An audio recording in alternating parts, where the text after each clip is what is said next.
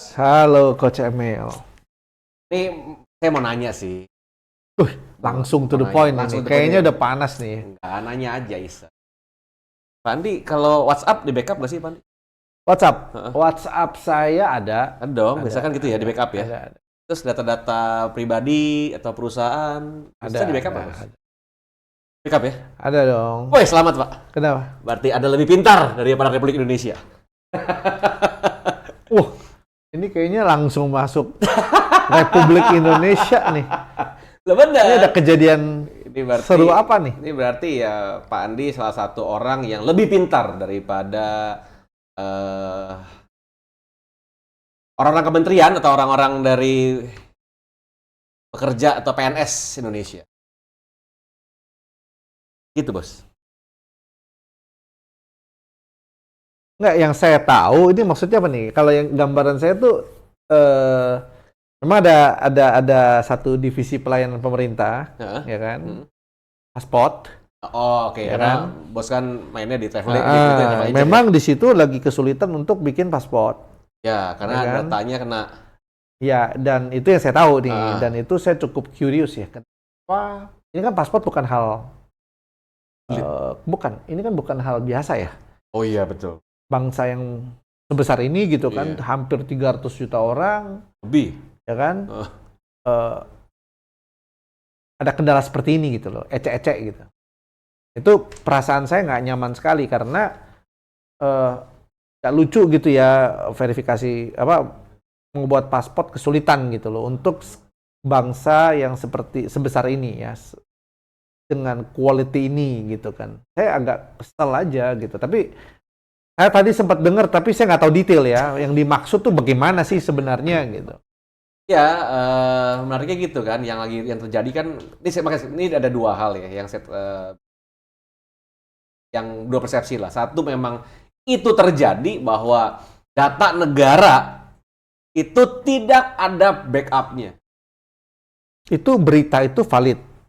Nah, semua media sosial, semua media Sudah memberitakan. udah memberitakan. Dan dibilang memang Indonesia itu adalah datanya open source. Yang harusnya bisa di-encrypt, dirahasiakan, tapi ini open source. Jadi data-data krusial negara pun juga open source, dibilangnya begitu. Nah, ataukah itu yang pertama, kalau this a real, itu adalah kejadian nyata bahwa data-data negara kita yang begitu luar biasa tidak ada backupnya, bodoh ya berarti ya. Mohon maaf, kasar ya. Atau yang kedua, ada pengalihan isu atau ada something else lah. Karena dibilangnya dia kena hack sama ransomware, setahu saya. Minta 7 juta US dollar untuk bisa dikembalikan data-data. Yang saya lucu adalah, nggak sekali lagi, ini adalah pengalihan isu atau memang kejadian, karena negara ini gitu kan. Ada isu baru apa, bahwa dialihin dulu ke satu hal yang keren, yang unik, yang seru. Atau ada kepentingan khusus. Yang khusus ya, macam-macam lah. Ada gitu kan. Ya, apapun itu saat ini kan kita nggak tahu ya. Iya. Cuman memang buat saya pribadi ya kejadian-kejadian seperti ini nih sangat mengganggu sekali ya, sangat annoying ya. Sangat tidak nyaman dikala kompetisi global lagi begitu ketat, Yes. lalu juga tekanan Ekonomi. hidup, Oh, hidup, ya betul kan? sih. Hidup, ekonomi dan yang lain, sosial dan sebagainya lagi besar. Yes. Lalu mendapatkan berita-berita seperti ini tuh kayaknya nggak nyaman sangat ya, sangat nggak nyaman. Rasanya tuh pengen kesel banget gitu. Otak saya mirip gini. Kan kalau kita, ya, pajaknya kita dibuat apa sih sekarang jadinya? Gitu. Nah itu saya juga, kita nggak tahu ya, Ya, kita nggak tahu. for real, tapi yang pasti yang secara konsep adalah kan ada anggaran. Mana anggaran itu dibuat dan harus dihabiskan. Ya, tidak dihabiskan, besar depannya, kemungkinan anggaran tahun depan berkurang. Dan apabila anggaran itu habis, tambah. Nah, fokusnya bukan ke performa ya, tetapi lebih ke habis atau tidak habisnya gitu. Setuju. Ya. Entahlah bagaimana pengkomunikasiannya, saya juga tidak tahu lebih detailnya, tapi yang pasti konsep-konsep yang tidak tepat ini harus dihilangkan ya. Walaupun saya nggak tahu detail ya. Saya juga nggak tahu detail lah. Ya, jadi bagaimana sih cara pembuatan anggarannya, bagaimana cara pengevaluasiannya dan pemonitorannya. Yang pasti ya harapannya tuh dipakai dengan bijaksana ya. Kalau enggak, sangat gak nyaman sangat ya. Sangat gak nyaman. Dikala tekanannya lagi besar, kalau mendengarkan hal seperti itu kan kayaknya Itu dia kan kita dari awal tahun udah cukup seru ya. Dari pajak tiba-tiba diganti. Terus ada masalah ini lagi. Banyak masalah yang seru. Isu BBM naik tanggal 1 Juli, untung belum, tapi masih dibahas bahwa akan naik juga. oh gitu ya. Iya. Kan banyak tuh udah di media sosial. 1 Juli BBM pasti naik. Kata nggak tahu gimana nggak jadi naik. Oh enggak. Cuman masih ada isunya. Bahwa entah kapan pasti naik. Nah, udah nggak. Iya ya, kadang-kadang di kala-kala seperti ini sebenarnya kita butuh dukungan moral juga ya, atau bahkan dukungan nyata dari pemerintahan sebenarnya. Harusnya itu yang dilakukan. Tapi memang saya pribadi gitu ya, menyesalkan ya, di kala situasi yang lagi menegangkan horor tahun 2024 ini setelah corona horor, ya kan sekarang semakin horor gitu kan. Ya oke lah, mungkin tidak ada dukungan secara nyata yang secara langsung maksudnya. Ya mungkin ada ya orang-orang tertentu ya di bawah yang dapat bantuan langsung dan sebagainya. Tapi nggak semua lapisan loh mendapatkan itu, support itu gitu kan. Nah, oke lah nggak dapat pun tidak apa. Tapi dengan mempersulit ya kan. Contoh yang kebetulan saya di pariwisata gitu ya. Yes. Aduh, kayaknya bikin paspor aja dipersulit itu kayaknya gitu. Oke lah kalau kita shutdown kena hack, berarti kan tidak ada jalur. Tidak ada jalur lagi dong untuk kita bisa membuat paspor gitu kan. Yeah. Tapi ini masih bisa buat. Katanya hack, karena kena hack, shutdown, tapi tetap bisa buat. Percepatan. Iya, saya jadi, aduh, kayaknya kenapa gitu ya. Saya tahu karena emang mama saya kan juga lagi baru bikin paspor. Jadi kemarin tiba-tiba, bisa nih, percepatan. Iya. Harusnya kan kalau memang masalah akarnya adalah karena memang kena hack gitu kena hack, ya tidak ada percepatan, tidak ada jalan apapun gitu. Nah, hal seperti mengganggu sekali gitu loh. Kita tuh pengen banget kalau di belakang kita tuh ada pemerintahan yang support abis gitu loh. Supaya kita juga jadi lebih dimudahkan gitu ya untuk beraktivitas, melakukan sesuatu gitu. Nah, hal seperti itu tuh aduh, nanti kenaikan listrik lah, kenaikan BBM lah, kenaikan bahan pangan lah, nanti PHK udah di mana-mana, pajak juga ada tambahan-tambahan yang entah apalah gitu kan, perubahan-perubahan yang kayak ya mungkin kita tidak di posisi itu, kita nggak mengerti, tapi yang pasti rasanya buat kita saat ini sangat mempersulit, sangat menyusahkan, tidak nyaman, dan harus benar-benar tenang ya untuk kita bisa survive gitu loh, untuk kita bisa melewati ya. Banyak loh perusahaan sekarang sedang shutdown. Ya banget. Ya kan, dan perusahaan-perusahaan besar loh yang shutdown. Ya sekali lagi karena ada beberapa regulasi pemerintah juga yang buat saya nggak masuk akal. Iya. Mungkin buat saya nggak masuk akal, buat pemerintah masuk akal. Saya nggak tahu di mana. Ya nggak tahu juga lah. Intinya kita nggak di posisi mereka, tidak tahu apa yang sedang mereka tunjukkan, apa mereka pikirkan atau mereka lakukan, apa mereka menjadi tujuan mereka. Tapi yang pasti rasanya di kita tuh nggak enak. Ya, kan beberapa waktu yang lalu kan perusahaan itu harus punya izin khusus ya. Aduh, kayaknya izin-izin ini, regulasi-regulasi ini kayaknya all about money akhirnya di sisi kita mikirnya adalah, di sisi saya sih mikirnya adalah it's all about money gitu. Iya, jadi memang di masa kayak gini nih memang ya pada akhirnya ya kita harus benar-benar apa ya, ya mungkin bahasa Jawanya legowo ya kan. Iya dong, kalau kita kesel nggak bisa kerja. Iya sih. Kalau kita terus fokusnya ke sana, kita nggak bisa kerja, ya kan? Kita mau kerja ya kita harus, bahasa saya ya let go lah ya, rilis lah ya. Ya sudahlah, memang ini adanya, ini faktanya, saya nggak mau terganggu, harus fokus gitu kan. Daripada ini kan nggak bisa kita ubah nih, kita kan nggak ada di dalam itu. Beyond our control. Iya, jadi ya kita anggap aja major force itu, bagian dari gempa bumi gitu kan, bagian dari tsunami. Gitu. Jadi dia ini regulasi ataupun apapun kejadian yang ada itu setara dengan tsunami major force. Jadi kita sudah lega. Jadi kita bisa move on dong. Kalau enggak, tapi memang loh coach, saya perhatikan ya. masalah terbesar orang tantangannya bukan dari luar, coach, dari dalam. Contoh, secara individu. Challenge kita kan bukan menghadapi yang di luar kan. Kadang-kadang kita menghadapi diri kita saja udah sulit. Ya kan? Di keluarga. Challenge kita bukan menghadapi tetangga ataupun teman, tapi keluarga kita sendiri ya. Kita bicara kantor, kerja. Challenge kita itu bukan kompetitor loh. Setuju banget. 90% lebih challenge kita tuh orang-orang di kantor. Gila memang. Itu ya. Dan memang harus terima satu kenyataan itu mungkin ya. Tantangan kita bukan bangsa lain ya. Bangsa lain. Iya.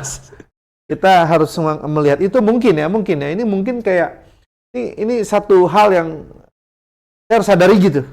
Iya ya, ini memang harus terjadi dan memang ini yang wajarnya terjadi. Cuma ekspektasi saya yang mungkin harusnya kan keluarga, harusnya kan ini kan kita satu tim nih di kantor nih. Harusnya kan ini kita satu bangsa nih gitu kan. Pemerintahan kita sendiri nih contoh mungkin ya. Ekspektasi itu kan membuat kita lemah, membuat kita waktu nggak terjadi kan jadi kecewa ya bahasanya. Ya sudahlah. Tapi memang mungkin kalau kita memang mungkin itu challenge semua orang di dunia ini, seluruh bumi. Kalau memang mau berhasil ya kita harus menang deh hal-hal itu. Beyond that gitu loh, melampaui itu kan. Nah, sekarang tadi yang Bos Andi ngomong menarik buat saya. Mungkin ada orang-orang tertentu yang terbantu atau dapat support dari pemerintah. Mungkin orang-orang kecil atau mungkin orang-orang yang mungkin orang kecil lah, orang-orang yang tentulah yang mendapatkan support dari pemerintah. Saya tidak melihat bahwa yang dapat support itu adalah orang-orang, mohon maaf, yang kurang punya uang. Tapi bahkan buat saya saat ini adalah yang kena dapat support itu adalah orang-orang yang orang yang punya uang sebenarnya. Yang tengah, yang di tengah-tengah mati sudah. Sandwich. So pilihlah antara Anda mau jadi golongan bawah atau golongan atas. Golongan tengah itu memang selalu masalah. Ya, golongan bawah mendapat IBA. Iya. Golongan atas ya kan win-win solution ya kan. Golongan tengah tidak dapat apa-apa, mati sudah dead end. Ya itu, karena saya lihat. Jadi coach mau pilih golongan yang mana? Ya, saya golongan darah B. Begitulah. Karena saya malah jurang pemisah antara yang kaya dan yang miskin ini makin jauh. Lepas dari masalah faktor mental, tapi juga ya regulasi-regulasi pemerintah yang diberikan buat. Sekali lagi, saya nggak mau judging bahwa mereka salah karena kita tidak di dalamnya. Mungkin mereka melihatnya lebih helikopter view, kita lihatnya tidak setinggi view-nya mereka. Yang saya rasakan adalah kita-kita ini merasa yang paling simpel deh. Ya kok bisa gitu loh buat saya ya. Terlepas dari apa dilakukan. Kok bisa kalau sampai bener ya. Data negara open source dan nggak di backup. Come on. Gitu loh. Itu doang sih yang saya nggak habis pikir itu. Akhirnya ujungnya mikir, pajak gue selama ini buat apaan ya gitu loh. Apakah orang-orang itu nggak sekolah gitu loh. Saya rasa saya pernah ada beberapa kali ngobrol di pemerintahan S1, S2 kok. Masa iya S1, S2-nya apakah kasar nih ngomong. Ya, at the end kita nggak tahu detail lah ya. Tapi lebih mungkin fokusnya, that's the fact. Yes, so how to navigate. Kalau bahasanya coach. Yes, dan kitanya tetap survive dan tetap bisa jalan sebagaimana mestinya. Itu nggak mudah. Karena kalau di posisi kita sedang nyaman, mudah ya. Yes. Kalau sedang terhimpit, terjepit, terdesak, melihat itu ya, mendengar itu ya. Iya, dan itu datang dari orang dekat, tim dekat, saudara dekat, dan sebagainya. Wah, itu kayaknya killing me softly ya. Oh, itu dia. Iya kan? Ya memang sih fokusnya harus keluar ya. Kalau enggak sih, waduh, nggak nyaman sangat ya. Sekarang kan, apa yang kita obrolin dibongkar udah terjadi. Dari harga pangan naik, dari stok pangan sulit, dari harga emas, harga dolar naik, ya kan, dari BBM naik, ya kan. Nanti saya lagi pengen bikin klip nih. Apa yang kita ngomongin dulu nih, kita mencuplikan, ada tanggal ucapnya, gitu kan. Lalu kita akan jadikan satu video pendek, ya kan, untuk review kembali gitu. Karena kan banyak loh, saya yakin banyak loh. Kita tergoncang nih, pasti nggak nyaman ya, perasaan, pikiran kita kalut juga ya. Tapi banyak orang-orang di luar sana yang saya rasa lebih Gang lagi ya. tegang lagi. Iya loh, Iya sih. iya kan? Setuju banget. Dan buat saya gini, how to navigate the mentality. Ya tadi kan dari awal saya ngomong kayak agak blaming atau komplain. Saya balik lah. Kita nggak blaming, kita nggak komplain lah. Dengan situasi yang sudah ada, tadi anggap aja this a major force. Iya, gempa bumi. Kategorinya gempa bumi, Tsunami, gunung meletus, banjir bandang, hujan badai, hujan lama. hujan badai, banjir gitu ya.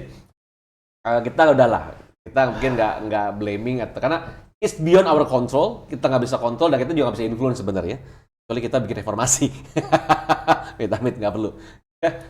Gimana caranya kita bisa oke, dengan kondisi yang ada kita survive dan kita tetap bisa maju.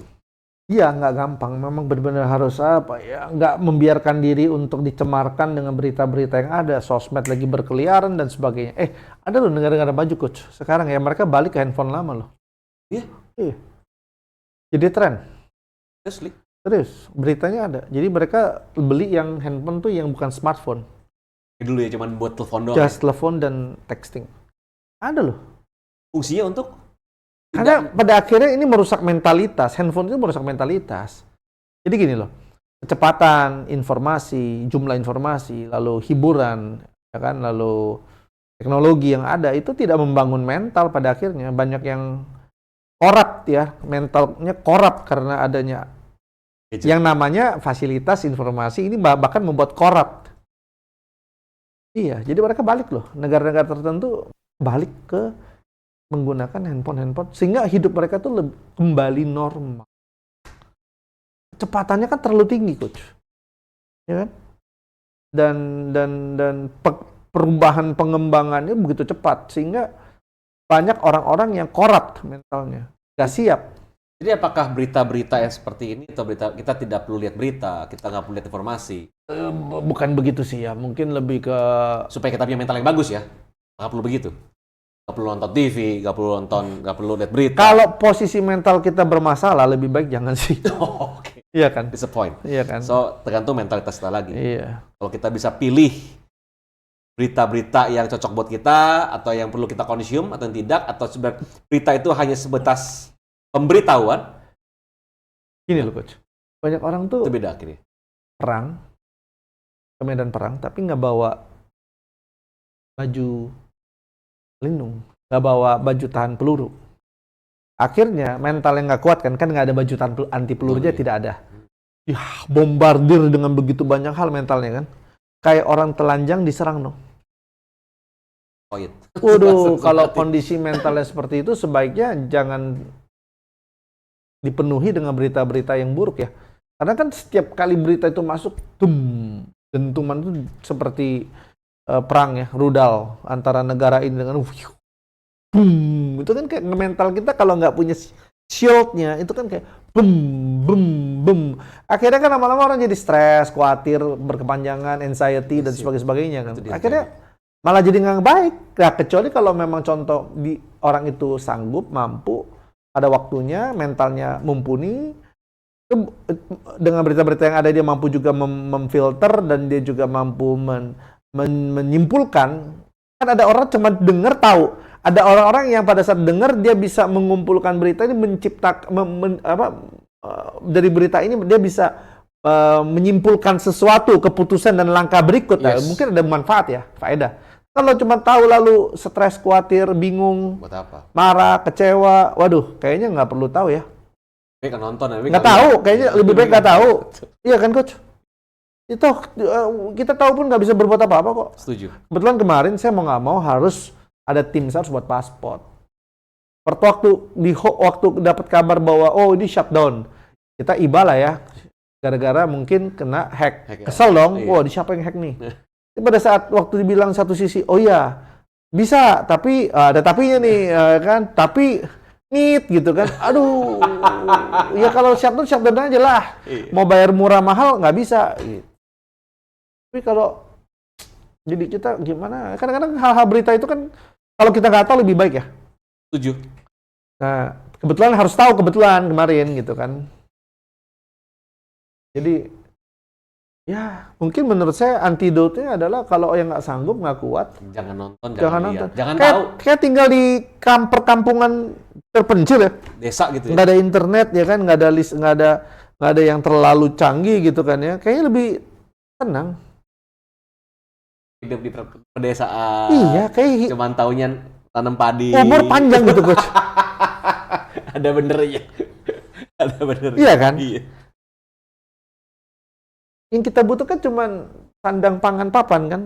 Ya udah, kita butuh tanah, rumah, hidup aja kan sebenarnya kan. Lalu dirumitkan dengan nomor NIK, NPWP, dengan kita kayak bagian dari komoditas gitu, ada nomor kodenya kan. Iya. Kan kita kayak komoditas coach. Oh iya. Barang kan ada nomornya. Nah, kita juga Itu ada nomornya.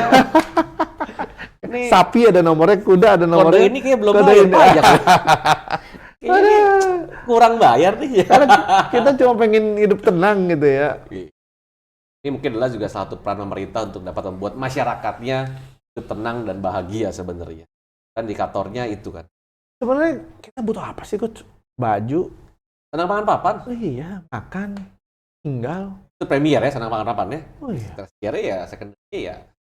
Liburan Liburan, main di kolam lah, kolam ikan kayak kolam air kayak, aduh, olahraga. Itu dia. Berarti antidotnya adalah sebenarnya kita ada sesuatu yang perlu kita ketahui, ada suatu hal yang kita nggak perlu ketahui. Gantung kita ya, informasi ini yang dapatkan hanya sebatas informasi sebenarnya. Kalau kita cerna lebih lanjut, kita pikirin, kita pusingin, bahkan kita sebar ke yang lain ya, kita masuk kita proses berita itu akan malah membuat kita menderita. Kita duplikasi lagi berita itu. Kita tambahin bobotnya lagi. Nah, akhirnya serem itu ya, serem ya. Dengan kita ikut Menyebarkan ya. Nah, jadi mungkin menurut saya, mungkin dari dulu kejadian itu sudah terjadi coach, cuma nggak tahu karena tidak ada sosmed. Karena ada sosmed, percepatan pemberian informasi, jadi semua orang tahu gitu kan. Tapi mungkin dari dulu udah begitu kali. Gitu ya. Entah juga ya. Makanya sekarang akhirnya banyak bilang apa, negara Konoha ya. Ini negara Konoha nih, negara ini. Tapi sayang ya coach ya. Loh, saya gini, kalau ngomong apa adanya, saya sangat bangga sama negara Indonesia, bangsa Indonesia. Ringtone saya itu lagu nasional loh. Oh ya? Lagu apa coach? Ya, Bangun Pemudi-Pemuda. Kenapa bisa lagu itu? Serem banget. Karena saya mengingatkan bahwa Mil, you are Indonesian, yuk build this country. Ya, sampai segitunya coach ya. Ringtone aja. Bangun Pemudi-Pemuda, kan saya pemuda kan. Kenapa nggak Indonesia Raya? Bangun yuk, wah itu lebih dalam lagi. Nggak, yuk bangun aja, bangun Pemudi-Pemuda aja, yuk bangun dulu yuk. Dan saya punya impian untuk membuka mata, karena pemuda atau generasi muda ini adalah tulang punggung bangsa kan. Dari dulu dia ngomong begitu kan. So, dan liriknya pun buat saya sangat membangkitkan semangat diri saya untuk berkarya gitu. Ini lihat gara-gara berita gini ya, saya bilang, aduh Tuhan. Serius? Enggak lah ya. Saya berharap ya tidak. Intinya apapun itu di luar kuasa, itu hanya bagian dari major force. Sehingga memang harus terjadi dan di luar kendali. Terus gini, kalau data ada di backupnya, mau diapain pun gitu ya, tiba-tiba tinggal di recover data, back to normal within maybe a week gitu ya. Lucuan banget buat saya. Akhirnya mempertanyakan, worth it? Apakah ini bener? Nih bangsa bener gitu ya. Kan saya ingat dari guru saya lah, mungkin guru ada satu seminar yang beliau adakan adalah seberapa cinta kamu sama negara ini. Cinta kamu sama bangsa ini. Itu masih mikirnya cuma 70%, 60%. Akhirnya saya, karena ikut seminar beliau, saya membuat diri saya 100% cinta sama negara. Nah, menurut beliau adalah gini, yang salah bukan negara, bukan bangsanya. Yang salah adalah orang-orang di pemerintahannya. So, jangan benci bangsanya, jangan benci negara. mungkin bukan benci lah. Yang bermasalah itu adalah orang-orang di pemerintahan yang menurut saya, atau menurut kita tidak capable. Di situ akhirnya saya bilang, I love this country, I want to build nation. Itu. Nah, pertanyaan saya adalah karena gini, gimana caranya kita move on, yuk tetap kita bisa lakukan yang bisa kita lakukan. Itu adalah contoh, yuk kita stop blaming, stop complaining. Adalah yang udah ya udah terjadi. Jangan dikasih bumbu-bumbu lagi gitu ya. Kita berjuang dengan apa yang kita lakukan supaya tetap kita bisa makan, keluarga bisa makan, anak bisa sekolah, keluarga tetap bisa bergerak maju. Cuma ada satu hal yang menghibur, Coach, buat teman-teman juga ya. Mungkin yang mendengarkan ini mungkin dengar, aduh kayaknya bener nih, gue juga ngalamin nih, gitu kan ya. Lalu afirmasi yang diberikan ini bukan membangun ya, malah iya bener, memang bener ya kan, arahnya nggak ke sana. Ada hal yang menghibur. Oke, memang kan ada oknum, katakanlah ada yang bertanggung jawab dan yang tidak. Tapi kita harus percaya juga bahwa di atas oknum ini masih ada pengendali atau penguasa, yaitu Tuhan sendiri. Ya, itu hal yang melegakan. Yang memegang kendali itu Tuhan, ya. Jadi bukan orang-orang oknum-oknum saja yang berkuasa, tetapi ada lagi penguasa yang paling tinggi dan yang mengatur dan menentukan segalanya sih. Itu menghibur, ya kan? Itu juga membuat kita tenang. Ya, pada akhirnya yang sedang terjadi ini sebenarnya sudah ada antidotnya. Sebelumnya sudah dipersiapkan oleh Yang Maha Kuasa, sehingga ya bagian kita tetap berespon benar aja, karena akan ada pemeliharaan juga dari Yang Maha Kuasa itu. Jangan kita menjadi takut, ciut, ataupun marah, kecewa, dan akhirnya kita tidak bisa melihat sudah ada antisipasi-antisipasi yang disediakan oleh Yang Maha Kuasa buat kita pada saat dia tahu loh apa yang akan terjadi ini kan. Ada hal-hal yang mungkin tidak nyaman, merugikan, ataupun tidak benar gitu kan, tapi dia sudah sediakan antidot itu kan buat kita, ya kan. Dan pastinya itu untuk melatih kita untuk lebih baik lagi ya. Itu hal yang menghibur. What doesn't kill you make you stronger. Jadi itu hal yang saya rasa perlu kita ingat. Setuju sih. Kita perlu percaya, ya kan, dan punya iman bahwa si penguasa, sang penguasa lebih mengendalikan. Kalau enggak bisa stres, Coach. Oke, kita bisa bahas sedikit adalah tentang bagaimana kita recovery our mental. Kita nggak perlu bahas mental ya dari zaman pertama kali Pak D Jokowi menjabat, beliau ngomong adalah revolusi mental gitu kan. Nah, yang kita perlu revolusi adalah pemerintah mesti revolusi mental dong, enggak? Ya, gitu. Beyond our control. Ya, kita major force, so kita bisa merevolusi mental diri kita. Kita jangan ikut campur atau dibikin pusing, dibikin marah, dibikin stres, dibikin khawatir dengan berita-berita itu. Kita bisa bekerja semaksimal mungkin dengan kapasitas kita, tetap move on, jalan aja. Saya rasa itu yang lebih bijak sih. Dan lupakan dulu itu karena urusan dapur kita lebih penting dibanding itu gitu kan. Iya sih. Jadi ya buat teman-teman yang mendengarkan juga, ya kan, dan mungkin juga mengalami turbulensi.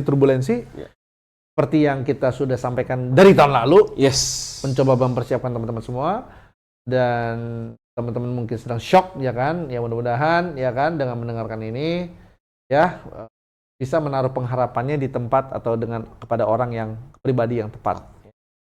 Pada akhirnya memang itu diizinkan lah ya, supaya kita dewasa, ya kan, dan kita bisa semakin, mungkin kalau kita tenang dalam kekacauan ini ada peluang gitu. Ya, kita harus tenang untuk melihat peluang itu. Setuju. Ya kan? Mungkin itu jadi fokus kita. Banget. So, dari saya pribadi adalah stop blaming, stop complaining, stop excusing, stop gossiping, stop angry, dan what doesn't kill you make you stronger. Fokus dengan apa yang bisa kita kerjakan, fokus dengan apa yang bisa kita lakukan, kerjakan dengan baik, lakukan dengan yang terbaik. Jadi mudah-mudahan buat teman-teman terhibur ya, kalau memang terhibur boleh komen juga. Boleh. Tapi kalau juga mungkin belum terhibur boleh komen juga. Ya, jadi kita Atau pengen curhat boleh juga. iya, ya mudah-mudahan channel ini bisa mensupport. Iya banget. So, thank you so much.